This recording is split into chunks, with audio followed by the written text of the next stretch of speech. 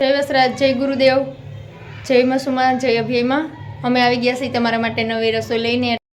રસોઈમાં આજે આપણે બનાવવાના છે ઘૂઘરા. તો હાલો ઘૂઘરાની રેસીપી ચાલુ કરીએ અને કઈ રીતે બનાવવાના છે તો જરૂરથી અમારી રેસીપી જોઈ લેજો. બહુ મસ્ત અને સરસ મજાના ઘૂઘરા આપણે ઘરે જ તૈયાર થઈ જાય. આપણે માર્કેટ અને હોટલમાં લેવાની જરૂર નહીં પડે. તો હાલો આપણે ઘૂઘરાની રેસીપી ચાલુ કરીએ. હાલો મિત્રો, આજે આપણે બનાવવાના છે ઘૂઘરા. ઘૂઘરા બનાવવા માટે જો બટેટા બાફી અને તૈયાર કરી લીધા છે. હવે એને ફોલવાના છે. આ આપણે ગોળ અને આંબલીની ચટણી તૈયાર કરી છે અને માંડવીના દાણા આપણે મસાલેદાર બનાવવાના છે. તો શેકી લઈએ આસા પાત્ર, શેકી અને પછી આને સાલ ઉતારી અને ફાડા કરી અને આને આપણે તેલમાં તળી અને મસાલો એડ કરવાનો છે. એટલે મસ્ત મસાલેદાર દાણા થઈ જાય, સિંગ દાણા. જો આદુ, લસણ અને મરચાંની પેસ્ટ તૈયાર કરી લીધી છે આપણે. એક નાનો ટુકડો આદુનો નાખ્યો છે, થોડીક 10 નંગ જેટલા લસણની કળી નાખી છે અને મરચાં નાખ્યા છે 5-6. તો ચટણી તૈયાર થઈ ગઈ છે. આ સમારેલી ડુંગળીનો આપણે વઘાર કરવાનો છે. ડુંગળી તમે ન નાખો તો પણ ચાલે, આપણે એડ કરવાની છે. તો જો ડુંગળી સુધારાઈ જાય એટલે આપણે તેલ મૂકી અને વઘાર કરી લઈશું. વઘાર કરવા માટે તેલ મૂકી દીધું તો તેલ આવી ગયું છે. હવે આપણે એમાં થોડુંક જીરું નાખ્યું છે. હવે આપણે કાંદા નાખી દઈએ અને ગરમ મસાલો અને ચાટ મસાલો અડધી ચમચી આપણે એ નાખ્યો છે.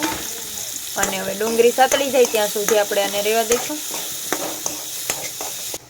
જો આપણે ડુંગળી સાતળી ગઈ છે ને હવે આપણે લસણ, આદુ અને મરચાંની પેસ્ટ બનાવી હતી આપણે એમાં એડ કરી દઈએ અને મિક્સ કરી લઈએ. પછી આપણે બધા મસાલા એમાં એડ કરવાના છે. જો 1 ચમચી આપણે હળદર પાવડર એમાં એડ કર્યો છે. પછી આપણે ધાણા જીરું પાવડર. હવે આપણે થોડોક અમથો ગરમ મસાલો એડ કરી દઈએ અને આપણે લાલ મરચું પાવડર તો મીડિયમ જ નાખવાનું છે, કેમ કે આપણે એમાં મરચાં એડ કર્યા છે એટલે તીખું તો હશે જ તે. અને હવે ચાટ મસાલો આપણે એડ કરી દઈએ. આપણે ઘરે બનાવેલો ચાટ મસાલો છે.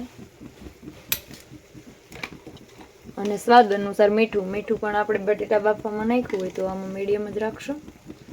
અને સેજમથી ખાંડ નાખી દઈએ. એક લીંબુ એડ કરી દઈએ.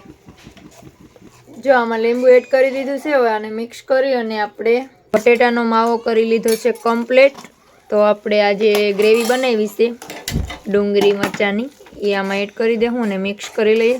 પછી સ્વાદ અનુસાર કંઈ પણ મસાલો ઘટતો હોય તો આપણે એમાં એડ કરવાનો છે અને મિક્સ કરી લઈએ. અને આપણે ઘૂઘરાનો લોટ બાંધવાનો છે. તો હાલો બાંધી લઈએ. ઘૂઘરાનો લોટ બાંધવાનો છે ને તો એમાં આપણે મેંદાનો લોટ નાખ્યો છે. આપણે 1.5 કિલો મેંદાનો લોટ નાખ્યો છે. હવે એમાં આપણે મુઠ્ઠી 2 મુઠ્ઠી ઘઉંનો લોટ નાખવાનો અને મુઠ્ઠી કે 2 મુઠ્ઠી જેટલો આપણે રવો નાખવાનો અને પછી મીઠું નાખી અને તેલનું મૂણ દઈ અને આપણે હવે આનો લોટ બાંધી લઈશું.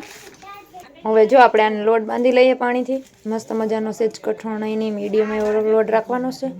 એ લોટ બાંધી અને પછી વણવા માંડીએ. અને આ આપણે બટેટાનો માવો પણ કમ્પ્લીટ તૈયાર થઈ ગયો છે ઘૂઘરાનો.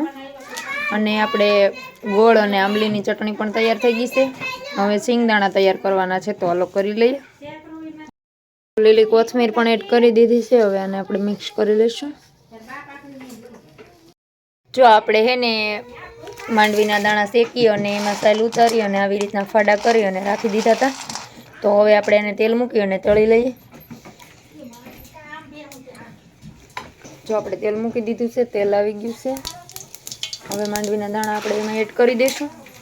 આપણે ઘૂઘરામાં માથે ગાર્નિશિંગ કરવા માટે આ માંડવીના દાણાની ખાસ જરૂર પડે અને આપણે આ માંડવીના દાણા ફરજિયાત જોઈએ જ તે.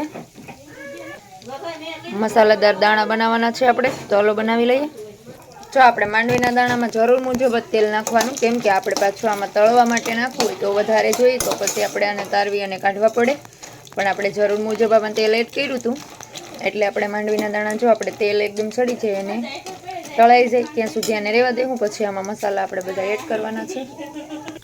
જો હવે આપણે આમાં હિંગ પાવડર નાખી દઈએ 1 ચમચી. પછી આપણે સ્વાદ અનુસાર આમાં મીઠું એડ કરી દઈએ.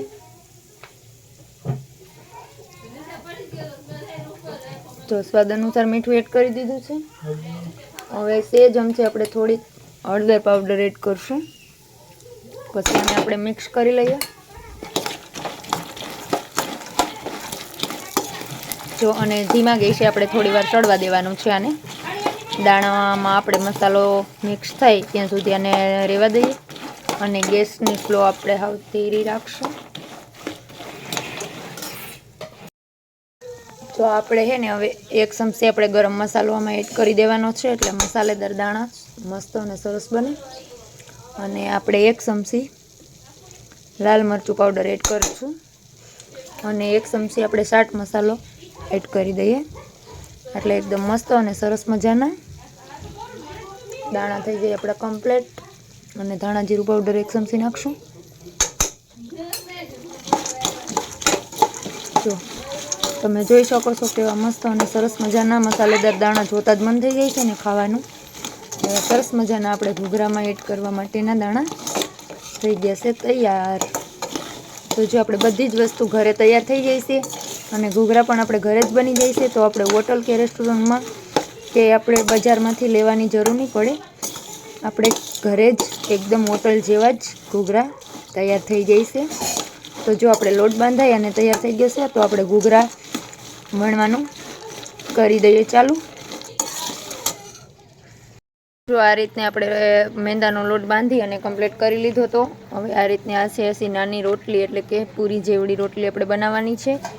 એ બનાવીને પછી આ રીતે આપણે એમાં બટેટાનો માવો જે બનાવ્યો છે એ આપણે ભરી લઈએ.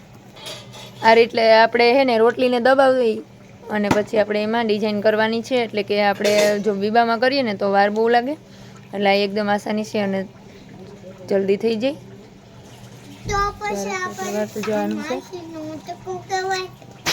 અને આ રીતે આપણે થઈ ગયા છે ઘૂઘરા તૈયાર. આપણે આ તેલ મૂકી અને તળવાના છે અને આપણે ગેસ અથવા ચૂલો હોય તો મીડિયમ જ રાખવાનો છે જેથી કરી આપણે કડકડિયા અને મસ્ત મજાના ઘૂઘરા બની અને થઈ જાય તૈયાર. તો તમે જોઈ શકો છો જો આપણા ઘૂઘરા તળાવવા માંડ્યા છે. ઘૂઘરાની રેસીપી તમને કેવી લાગી જરૂરથી અમને કોમેન્ટમાં બતાવજો મિત્રો. એ જ રીતે આપણે બધા ઘાણવા તળવાના છે તો હાલો તળી લઈએ.